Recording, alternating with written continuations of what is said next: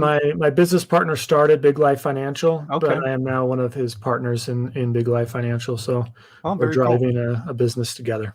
Very cool. So, and I see there's a book. I was looking at the website, and there's a book that it helps you build wealth, right? Is that what the book's all about? Yeah, so the book is called What Would the Rockefellers Do? It's written by one of our good colleagues and mentors and friends. Nickname is Garrett Gunderson. And it just is a great way to, it's a great, it's a great way to start the wealth building process and to just start getting dollars working in your favor and start creating ways where you can making dollars do more than one job for you. And so that book outlines the process, how you can then start to think even bigger than just yourself and start thinking legacy and just bigger picture. But it does start with the minimalist approach of how can we start making dollars work better for you today, keeping more of the money you're making. Gotcha. So let's dive right into it. Let's dive right into the student loan side of things, and how does that work? How do you, I guess, coach people, direct people into, you know, number one, not getting too many student loans potentially, but utilizing those student loans with the right payment strategies and returns. Yeah, so I think this is a really sensitive topic for people because student loans is one of the most stress-inducing situations that people go into because number one, they're easily offered for people. Typically, people get really big, especially graduate students can get really large student loans. And then there's really no like anyone talking about it. There's just like you have servicers, you have people trying to get you to refinance, you have people at the government saying we're trying to forgive, and then people saying we're not going to forgive. There's a whole bunch of chaos in the space. And so it leaves people not knowing the solution. So most people tax student loans the way they would any other loan, which is very logical. So if you think of a mortgage, you typically have a 15 or a 30-year time frame to pay off your mortgage. When you make those monthly payments, when you reached in a time frame, you're debt free, which makes a lot of sense, and that's completely logical. That's how we have to approach any other debt in our life. So why would we not approach that way in our student loans? And that's the way typically people approach it. So oftentimes people will say, if I go longer, I'm going to pay a ton of interest, so I'm going to try and shrink the time frame to 10, 7 years. Justin, hold on a second. I just noticed we're not even live. I don't know what happened. I looked up and it's like scheduled, go live. I'm like, what? I just did. Okay. I'm so sorry, man. No, it's okay. It'll be good. We can. No, I'll just leave you on and we'll just bring it right in. Okay. Let me pop this down real quick. Sorry about that. Yeah, I'm happy to restart as needed. I don't know what happened. Hopefully it's not streaming and technology. Anyway. Yeah, understood. I get it. Here we go. We'll try this again. Make sure all that's on. Good. Okay. All right. T-Rob here with the Biz Pulse. I have got Justin Maxwell with me, and we are talking fun stuff tonight, stuff that people probably don't want to talk about, and that's student loans and how to pay them back correctly, how to potentially utilize some of that to potentially gain some wealth, right, Justin? Justin, tell us who you are. And it's funny, I want to go ahead and share this. I thought we were live earlier and Justin was just giving us a great spiel and I was writing notes. I was learning and I'm like, oh, wait a minute, we're not live. So anyway, sorry about that, Justin. So if you could start over, that'd be really appreciated. It's okay. It's good. It's good practice to speak. And so I'm just grateful for the opportunity. So is what my firm is Big Life Financial. I'm partnered with a man by the name of Derek Van Ness. And so is what we have really tried to focus on as a firm is helping people increase the amount of money that they can save. Too often we as Americans think we need to budget our way to wealth or try and shrink or find dollar here, skip this cappuccino here, or skip this event here to try and create dollars so that we can get them working for us. But we think that it's better if we can find opportunities to help you keep more money by using the tax code or using student loan laws so that you're able to keep more of the dollars you're making. So we're able to find ways within the tax code to help you keep more money. So if we save you $10,000 in taxes, the goal is not just to take the $10,000 and spend it on yourself, but take the $10,000 and put it towards wealth creation so you can accelerate all of the budgeting and things you're already doing. But it's going to add more certainty to your situation and the savings ability. You're going to have more abundant thinking versus trying to shrink. It's trying to find solutions within the dollars you're already making versus trying to take away from your lifestyle. And so it's just a different approach of helping people keep more of the money they make. Gotcha. So let's dive into the student loan payment strategies and just, you know, what does that look like? I mean, you're coaching people daily, I assume, on not just this, but tax incentive, tax credits, and I think probably all of it kind of goes together a little bit. But so, can you explain a little bit about student loans in general and how all that works? Yeah, yeah, absolutely. So the one of the powerful points with student loans is that there's really no guidance for anyone. So it causes a ton of chaos. But in that chaos, there's a lot of uncertainty. I mean, we have politicians telling people we're going to try and get your loans forgiven. We have servicers not really providing any advice, making a lot of mistakes. We have refinance companies telling you need to refinance out of the federal student loans. So it leaves people really not having a plan or a strategy around it. They just do what they normally do when they approach a loan, which is pay it off as quickly as possible or set a time frame that they're going to pay it off. So we like to compare it to a mortgage because that's what most people are thinking. It's a completely logical reason to, but it might not necessarily be the best reason. So most people approach student loan just like they do a mortgage. We set a time frame. We'll just say 30 years. It's going to spit out a monthly payment. When I make that monthly payment for 30 years, I then have my loan. It's gone. I'm debt free. And so that's how people attack their student loans, which makes complete sense because that's how every loan that we ever have needs to be handled. Right. However, student loans are unique because the federal government is involved. And though our country on the surface and Congress and news has the sense that we don't want to offer student loan forgiveness or help people on pay for college and we want free college, the United States is backwards compared to other first world countries. Other first world countries subsidize on the front end. Mm-hmm. The United States has been putting programs into place since the 90s that subsidize on the back end. So after you've received your student loans, after you've gone to college, they help subsidize or create ways that allow borrowers more control over the way that they pay back their student loans. The issue is that the vast majority of people think that these programs are only for low income earners. So people fresh out of college or people that just don't make a lot of money but still have student loan debt. And so these are called income-driven repayment plans. The misconception is that it's only for people that make like $30,000 a year, but the reality is these plans are just as applicable to people that are making $200,000, $300,000 a year. And it's not your total income. Like, for example, a business owner, we'll just take this. So business owners, they don't take all of their income as W-2. A portion of their income is W-2 and a portion of their income is typically distributions. Right. The Department of Education doesn't care about the distribution portion. They only care about the W-2 portion. So is what this allows is it allows you to still be a high income earner, but still be in these income-driven repayment programs. And the result of being in these income-driven repayment programs is your monthly payment is going to drop.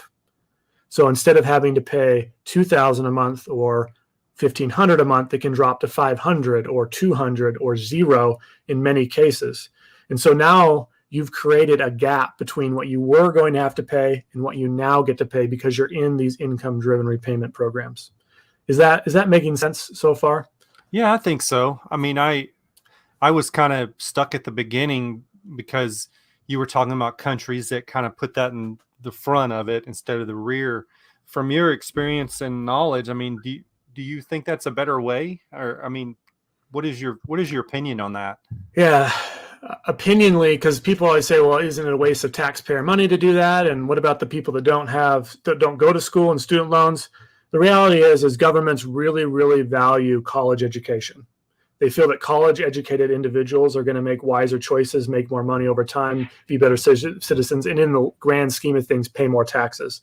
So I feel like the government wastes a lot of money anyway. So it's hard for me to say like what's wasting it on X building versus someone that actually could use the relief and feel the power and then go be more productive in their society and help more people and be maybe a better business owner or a better employee because they don't have that stress, a better husband, a better father, a better wife, because they don't have the stress of the student loans on them. So I've shifted my opinion more to if we're going to like tax dollars get wasted all the time, I think this is probably a better way to waste tax dollars if that makes sense. Yeah, no, totally. I just wanted your opinion on that. Yeah. So understand. Yeah. So So keep going. I mean, let's talk about, I mean, we can stay on the student loans, and we know we're just touching on that, but let's talk about Big Life Financial as a whole, and really, like, student loans is only one little portion of what you do, right? I mean, Correct. you're Yeah. helping people with, tax incentives and that kind of stuff. So a day in a life of Justin, like, what does that look like? Yeah. So our whole goal is to be in front of business owners that don't realize that there's tax specialties, tax incentives, tax programs that a lot of times they're meeting the criteria for, but their general accountant isn't helping them claim. And it's not to say their general accountant sucks or is a crappy accountant. It's just that these things require specialties. So if the general accountant doesn't have the connection to those specialties, it's they're not going to know how to claim it. They're not going to, because it's not applicable to all their clients. So it's Mhm. hard for them to pick out and choose what is right for each client. So is what we help people do is have conversations about them, do analyses on their business to determine, do you meet any of the criteria of any of these tax incentives that are available? And if you do, we'll connect with your accountant and help explain why this fits. And then if it looks like everything is good, we'll get the paperwork ready, do the quantification, and help you actually get the credit into your tax return with your accountant's help. So we're not replacing accountants. We're not trying to call them crap because they're missing stuff. They already have. I don't know if you've ever tried to talk to an accountant during tax season. It's Oh like yeah. impossible. They're so Yeah. busy. There's so Yep. much for them to do. And I think we have just too much of an expectation that they need to do everything tax when we don't have that expectation for doctors to know everything medicine or lawyers to know everything law. We want our people to be specialized in specific things.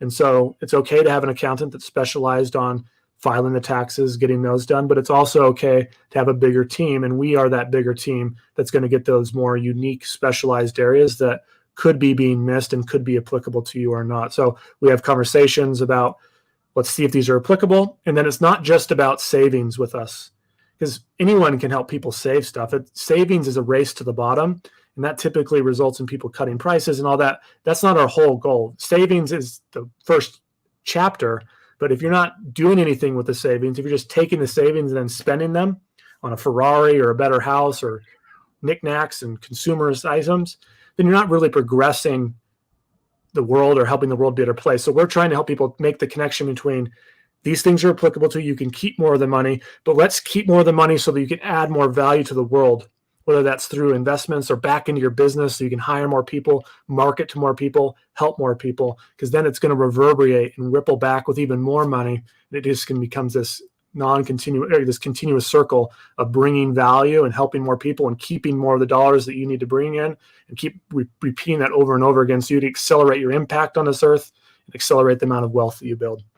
Yeah.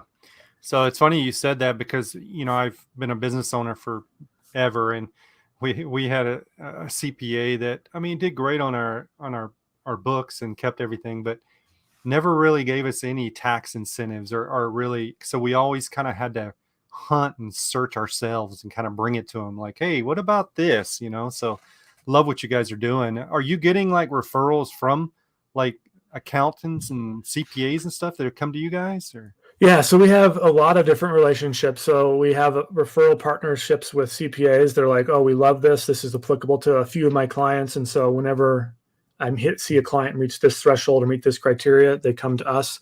And then we have a lot of connections in like the business consulting arena where you have business coaches that have worked with us, and then they have a crowd or an audience that is all the same platform, like for example, Sure. dentists or chiropractors. So they're teaching other dentists or chiropractors to be better. And then so we help those people, their audiences, get the credits, and then we're making more connections with their accountants. And so it becomes a really nice way to just help people, but it's very much word of mouth for us. Very cool. Very cool. So if you're just tuning in, I'm with Justin Maxwell from Big Life Financial, and we're talking about student loan items, student loans, repayment, that kind of stuff. But we're also talking about tax incentive, tax credits, just how to put a little more money in your pocket. I mean, that's really what it comes down to because we all need it. So if we can, Justin, if we could touch back on the student loan stuff and just, explain how, a typical borrower can stay in control and try to build, wealth along the way of dealing with while doing student loans? Yeah, excellent. So the thing that is really powerful about this, is we hit on before, is we need to understand that there's two ways to pay it back. You have balance based, which is how we attack all loans. We set a time frame, 30 years, 15, 20, 10, 5. We paid off in that time frame and we're done. We're out of debt. But student loans have the unique feature to have the federal government wanting to subsidize education, and they added the income driven repayment plan. And this is a way, even for high income earners, to lower their monthly payment. And this is the biggest key. And let me just talk a little bit more about the program, then I'll talk about how we can create wealth out of this. So Okay. the key is that there's two keys. Number one, that the monthly payment's going to drop. The second key is that in all of these programs, there is forgiveness built into the end of it. So when I reach the end of the program, my loan is going to be forgiven. And it's not just like right now we have in the news with Biden's forgiveness. Like this is, that was like an executive branch trying to say, I'm going to forgive these loans. All of these forgiveness programs have already been passed into law via the way that laws are passed in the United States. So starting in Congress, signed and approved in Congress, and then signed by the president. So these programs have been around since the 90s. This isn't something new. It's just that most people think they're for low income earners. But all of them have forgiveness built in to the very end of them. And when a loan is forgiven, a federal student loan is forgiven in the United States, is what the United States government does is they take the loan balance, and you don't have to pay that anymore, but they're going to give you a 1099-C, and they're going to give you that loan balance as income. So on your taxes that year, let's just say you make $200,000, but then you have a $200,000 student loan debt. When it's forgiven, your taxable income that year is not $200,000, it's $400,000. So you're going to have to pay taxes on those dollars instead. So you're still paying something, but it's not nearly as much as you would have had to pay had you just paid the loan outright with all of its interest. Okay. So that's how the programs work. But now let's discuss how can we actually build wealth with this, because that alone is a cool strategy, and that's great, Justin. That's fabulous. But how does that actually apply to me developing wealth? And here's how that works. Okay. So let's say if we were going to do balance repayment, and let's do 25 years because that's the longer one and it's a little lower payment. And it's something that people probably could be reaching if they really tried in their finances. So let's say I have $250,000 of student loan debt. My monthly payment is $1,600 a month. But now, because I do income-driven repayment, my monthly payment is now $200, or oftentimes, specifically for business owners, we can make that payment zero. So let's just say we go from $1,600 to zero. I now have $1,600 of freed up cash flow in my life, and I can now choose to either allocate it to myself and spend it and be a consumer, or I can choose to take the $1,600 and pay myself into a high interest environment, into a growth environment that's going to grow wealth for me. And that, if I do that every single month for 25 years, is going to create high six figures worth of asset for me that I wouldn't have had previously. And then I can take, when I get to that tax bill that's coming, I'll take a portion out, pay the tax, but I still have mid to high six figures in this scenario worth of wealth and asset that would not have been there otherwise, because that $1,600 a month payment would have gone directly to the student loan. And once I pay the student loan payment, I lose access to that dollar ever again. But in this scenario, I get to keep control of the asset today, grow it. And because it gets to grow in my hands, now it gets to get multiplied and start to have the compounding effect that occurs on assets that grow over time, so that there's plenty enough to pay off the tax that's coming and still be more left over for myself. That's the power of the income-driven repayment. The forgiveness is cool. The saving money is cool. The fact that I get to control the payment is the most cool part about it. Even if you paid exactly the same, even if you were able to just take your, like, even if even if you save any money on your student loans, the fact that you get to control the dollar today is so valuable, because there's no other loan that you're able to do that. So it allows you to take control of that and be in charge and just create wealth out of that debt that is impossible with any other loan, because all other loans you have to just pay in the now. This one allows you to not pay the now, but delay it and be in control and have a lot of flexibility. Does that make sense? Yeah, I think so. You know, it's funny, wealth and debt typically don't go together, right? So it's funny to hear you say that, but I think, just so I understand, so if I've got $100,000 student loan, right, and I'm required to pay that back by a certain amount of time, is that correct? Yeah, so federal student loans are one of the few things that even if you file bankruptcy, you have to still pay it back. So like Okay. you're not getting out of it. You have to pay it back. Whatever time frame you choose to pay it back, it's either death or pay it off. Like those are your two options to get rid of Okay. your student loan debt. Okay. So explain, and maybe, and you have to tell me something 3 or 4 times. So I'm sorry about that. So Yeah. explain to me again. You were talking about the maybe taking $1,600 and putting that towards something that's going to, gain you some income. So explain how that works again. Where is that 1,600 coming from? Is that coming from the student loan itself, or? Yeah. So Okay. let's go with your example of $100,000. So if Okay. you have $100,000 of student loan debt, if you don't do income driven repayment, there's going to be a monthly payment due every single Okay. month. Let's just Okay. say that monthly payment in this scenario is $1,000. Okay. Mm-hmm. So if I try to pay it back balance based like I do any other loan, there's going to be a monthly payment. And we'll say in this scenario, it's $1,000. But if instead I choose to investigate the income driven repayment plans and the income driven repayment plan works for me, which it does for 19 out of 20 people, it works for most people. So not like this isn't like a rare thing. The vast majority of people qualify for these. So now I get to take my $1,000 payment was this, but now with the income driven, let's just say it's 300. So I went from $1,000 payment to 300. I now have $700 that doesn't have a home anymore because $700 were going to pay off the debt when I was doing balance based, but now because I'm doing income driven, I have $700 of freed up cash flow. Does that make sense? Yeah, that definitely makes sense. And now Okay. I can choose to allocate that towards a wealth building activity versus just spend it on my life. And choosing to allocate that towards wealth building is very powerful because it starts to create and compound and get bigger and bigger for you versus just spending it. It just disappears into the abyss. And the only thing that you mentioned was that you need to make sure that you hold enough for paying taxes, right? Correct. You do need to save at a minimum Okay. the amount that needs to be for taxes. But if you think is what we're trying to help people do is just push a little bit beyond just the minimal and think what can be if I took the entire thing, because those dollars were going to have to be spent anyway. Like if I didn't figure out this program, I didn't have it. If I just take these and move them and create wealth with them, it can become very dramatic, big win for me in a high six-figure way that is not possible with these specific dollars any other way, because these specific dollars would have been an expense had I not taken advantage of the program. Gotcha. Makes sense now. Thank you for explaining that again. Yeah. So in your role, like what's one of the biggest challenges that you face? Like, is there a daily challenge? It's just like, or is it just people in general? Yeah, no, it's a great question. I think for me, it's the fact that people always say this sounds too good to be true. Why haven't I ever heard of this before? How does this work? Like, this doesn't make sense to me because my accountant or my other financial professional would have Right. told me about it already. So overcoming those obstacles is the biggest thing.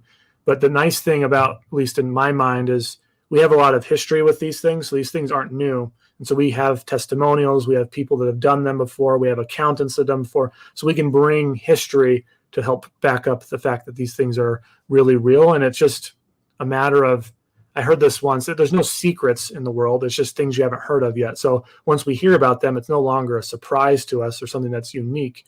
It's just that we now have learned about it and we can execute it. And I'm not saying that there's things that aren't too good to be true and there aren't fake things in the world and aren't scams, but we can help back that up. And it's kind of fun to help walk people down that path. Yeah, no, that's cool. I'm definitely learning, so I'm very intrigued by this conversation. I'm glad you came on because I'm just like, because I still have 2 kids that are looking at student loans myself. So I'm just trying to suck it all in, and that's why I ask you again. I just wanted to make sure I got it. So No problem. And one thing, if you don't mind, that I Sure. think a lot of parents, when they're in that boat of what do I do, oftentimes the knee-jerk reaction is I probably should help them pay for it.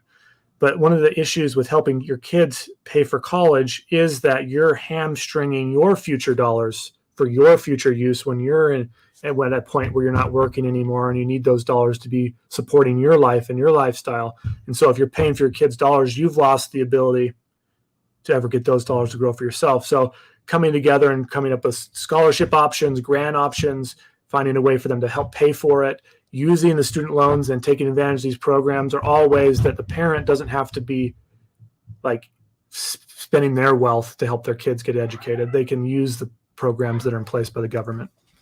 Very cool. Yeah, good advice there for sure. So tell me what's like an important lesson you've learned doing this? Like, is there something that's just like, wow, you know? For me, it's the value of the individual. I think too often when we think of finance, we don't think of the individual's value. But if we pull it all the way back to what actually money is and who we actually are, we are our greatest asset.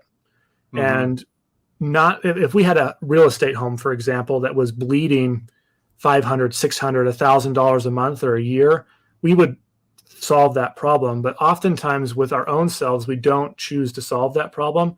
And so the biggest lesson I've learned through this journey is that we need to be trying to solve our own money problems and own money leaks and help those stay with us, because we are our values, our biggest asset. And if we're able to keep more capital, we can then become more abundant and maybe afford a class to get better training, to reach higher heights and help more people and be able to improve our skills to speak more profoundly or code more efficiently, whatever our profession is. Because we have more capital, we can do that. But we often neglect ourselves instead of really focusing that we are our greatest asset and we need to keep as many dollars as possible so that we can help push ourselves forward.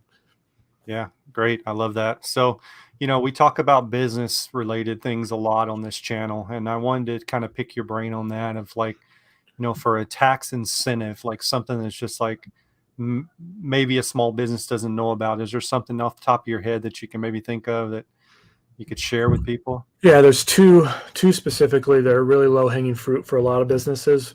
One is it's not applicable to every business, but it is applicable to a good chunk of them. So this is the research and development tax credit. The research and development tax credit is something that's been around since the 1980s, but the vast majority of that time frame has been only big businesses could ever qualify or meet the qualifications for it. But in 2015, that changed. It was permanently placed in the tax code and it was expounded.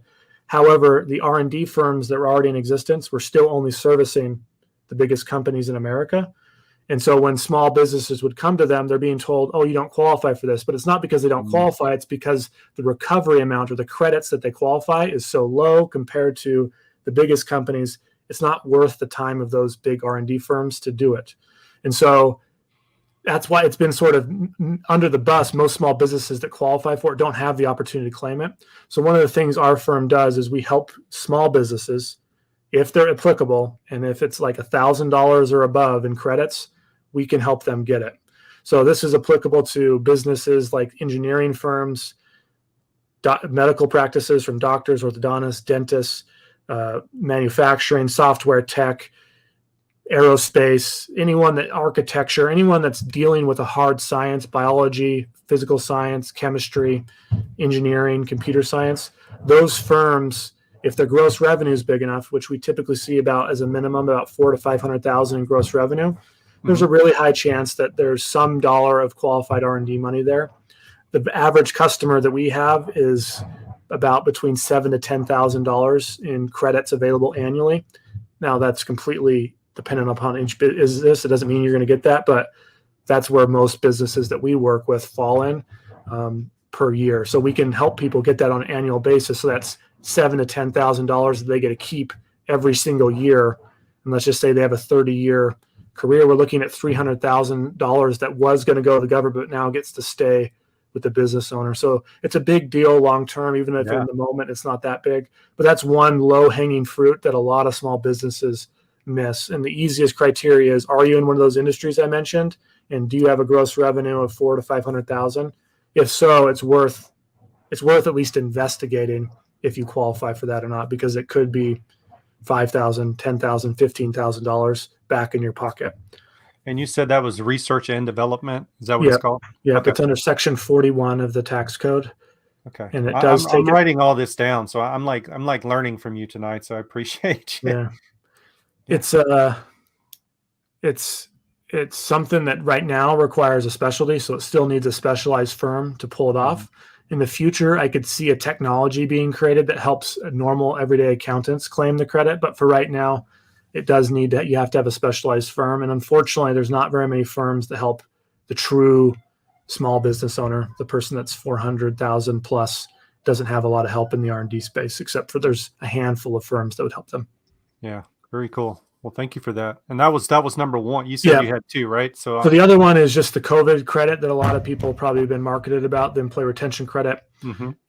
Because it's been marketed so heavily, I've noticed that a lot of people aren't taking action on it, or they've gone to their accountant and their accountant isn't really sure.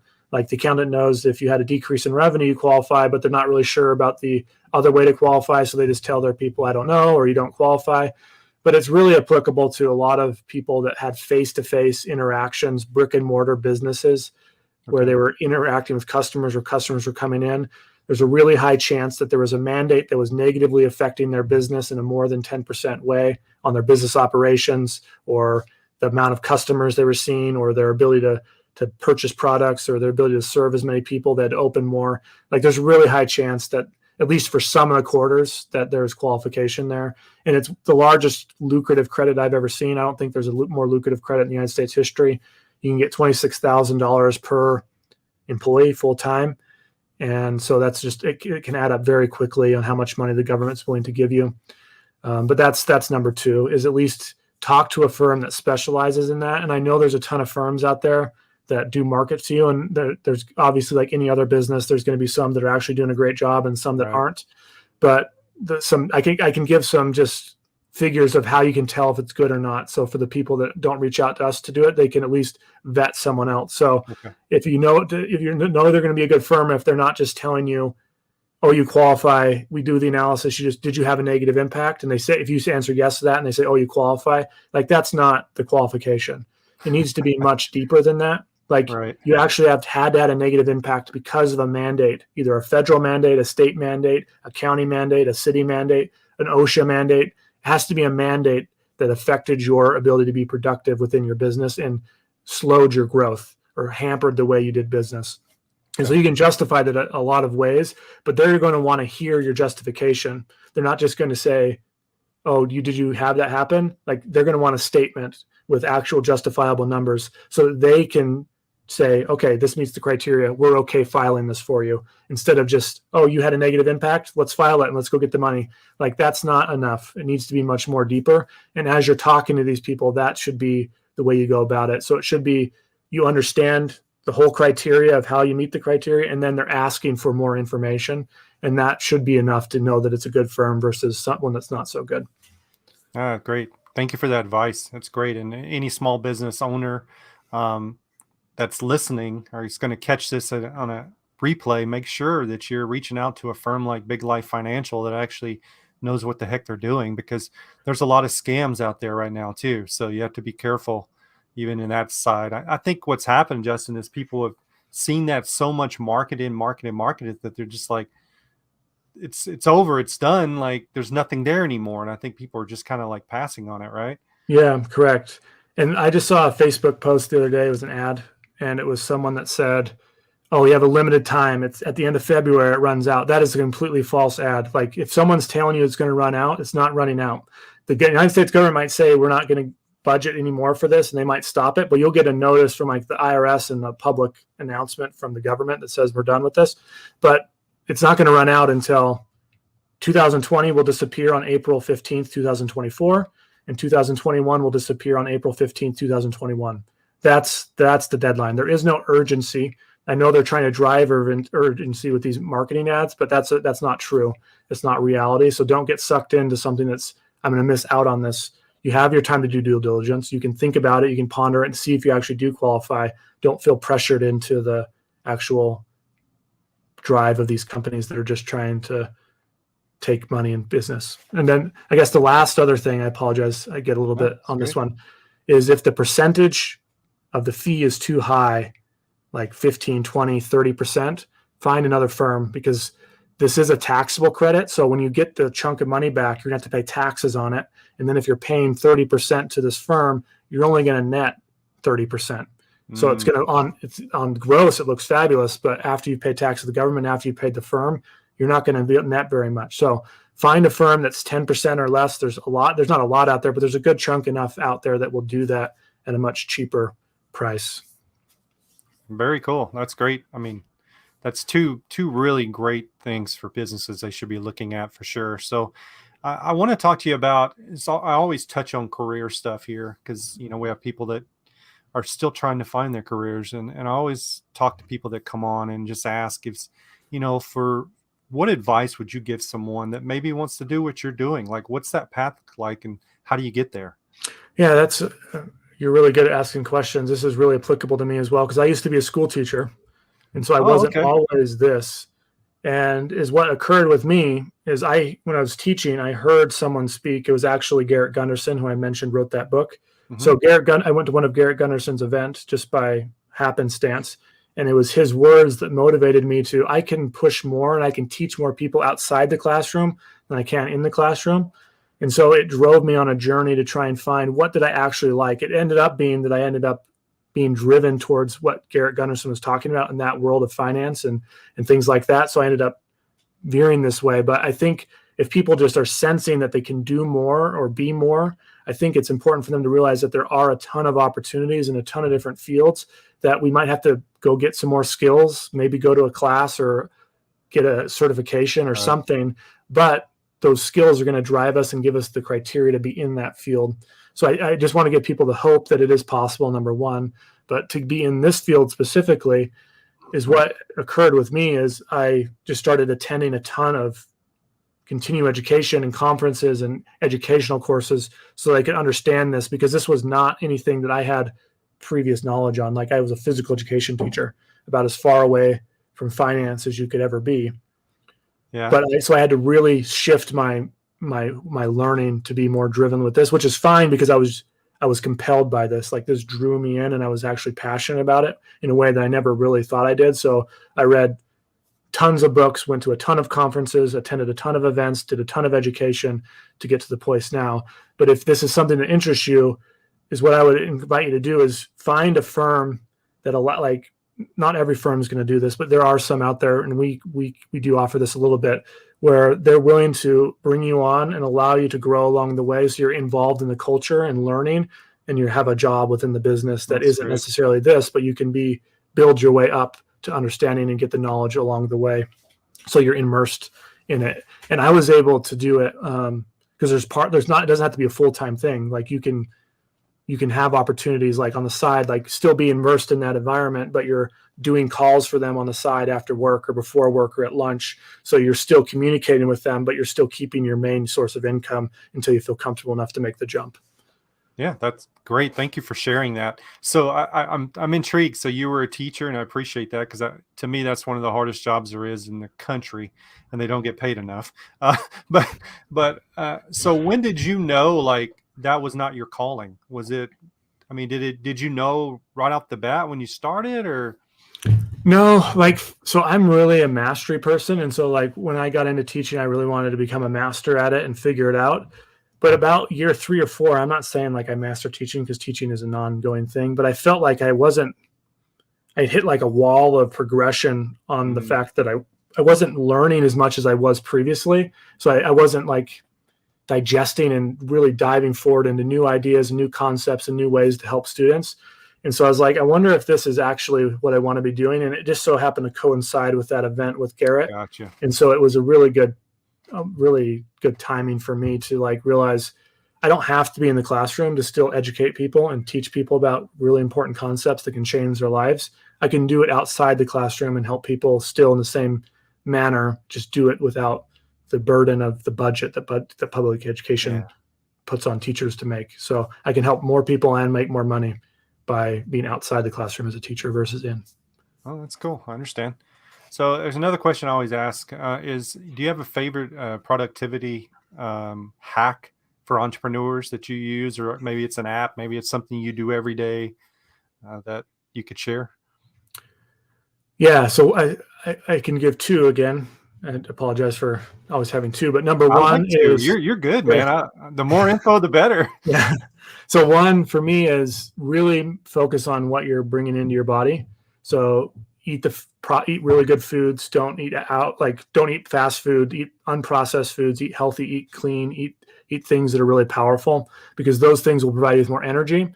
And this kind of really plays back for me to that I'm the greatest asset. And so if I'm going to be as productive as I can through my entire life, I need to treat my body, which is my greatest asset, as that. And so I need to fuel it with what's best. And so you're going to sleep better. You're going to be more productive, have more energy to go through longer days. It will just help you. So that's number one.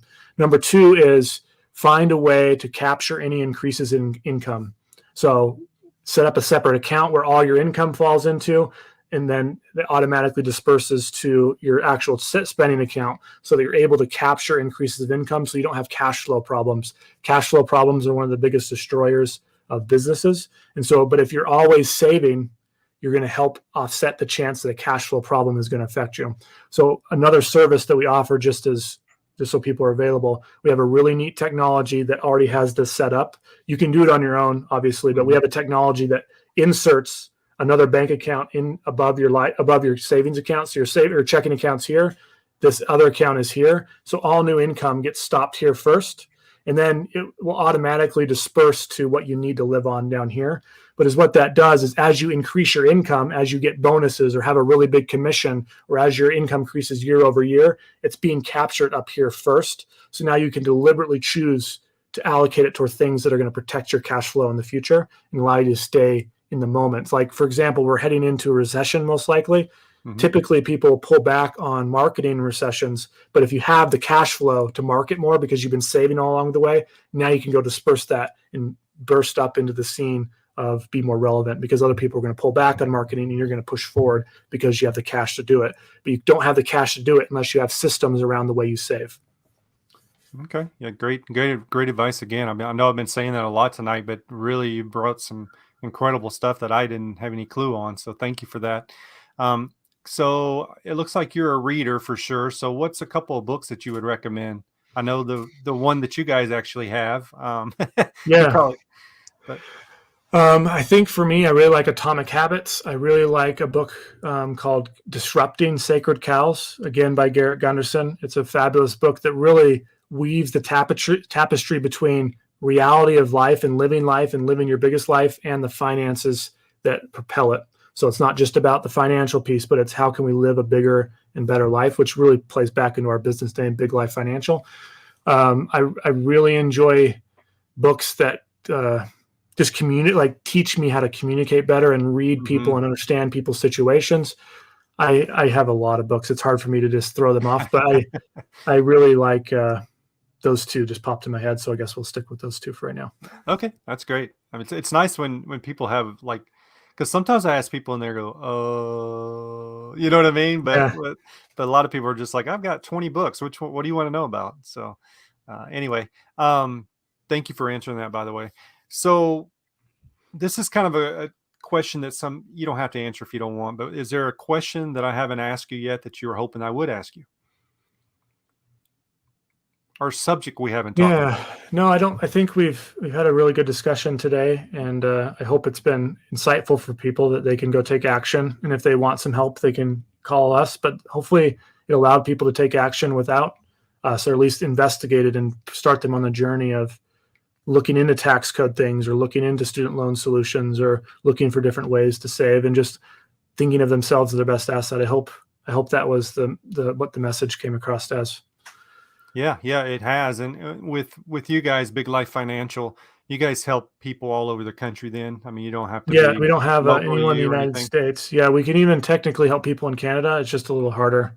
Gotcha. We're going to refer out, but we can help you. We just will have to refer to people that can have the licenses and stuff in Canada. Gotcha. Okay, that makes sense.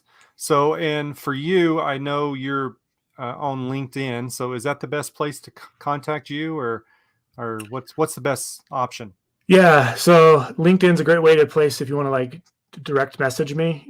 Just Justin Maxwell, and you can see my picture now and pick it up. But and then another way, really simple, is just biglifefinancial.com/TRP, and you'll get right onto my calendar. Like, that'll take you to my calendar link, and we can have a discussion. But if you just want to DM me or direct message me, LinkedIn's the best place for that. Very cool. Well, Justin, I don't want to keep you any longer. We started off kind of with a little hiccup, but we feel like we finished strong. So I really appreciate your time, and your education has been incredible. And anybody that's really wanting financial help, like tax incentives, student loan knowledge, I would definitely call biglifefinancial.com and just talk to Justin or any of the other people. I'm sure they're all very capable, and it looks like you guys have a pretty big team there.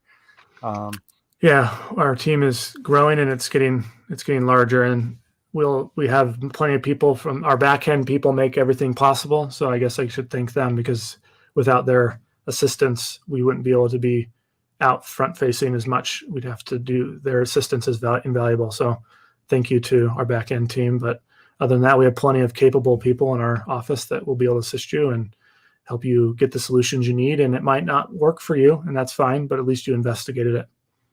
Oh, cool. Well, Justin, thank you so much. Guys, I do have his contact. I think his LinkedIn link in the description of this video. So if you want to connect with him directly, you can jump on there. Justin, thank you so much. Have a great evening. I appreciate your time, and I'd love to have you back down the road for sure. Yeah, I'd be happy to do that. Thank you. Thank you. Talk to you later. All right. So that was Justin from biglifefinancial.com.